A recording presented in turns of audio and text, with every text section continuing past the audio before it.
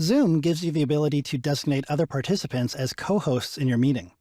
Your co-hosts can help you handle things like starting and stopping recordings, muting other participants. Essentially, they can use any features in the meeting that are only available to hosts and co-hosts. First, though, you have to enable the ability to add co-hosts. Log into your Zoom account at the Zoom website, and then here, go to Account Settings, and under the In-Meeting Basics section, you'll find the co-host switch, and you'll want to make sure that is enabled. This enables this ability for all groups and users under your account. All right, so now I'll switch over to the Zoom desktop app, and I'll connect to my meeting.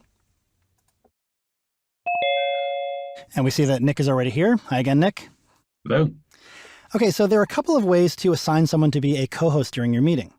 If you're viewing the meeting in gallery view like I am here, as opposed to, say, speaker view like this, when you're in gallery view, you'll see this button when I roll over the video feed for Nick here.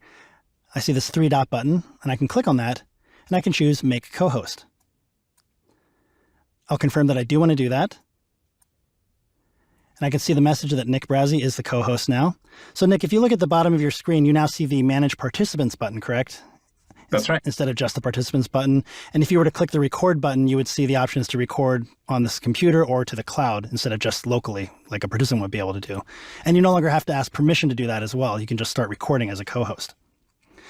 So Nick pretty much has almost all the controls that I as the host have.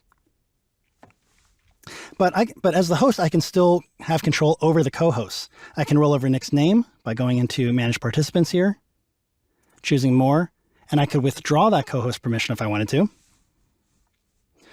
But something else you can do here is also Make Host. So for example, if I had to leave the meeting, but everyone else needed to stay and discuss other things, even though it's my meeting room, I can make someone else the host so they'll have complete control over the room. So if I make Nick the host, once I confirm that, notice that I no longer have any controls available when I roll over the names here in the Participants area.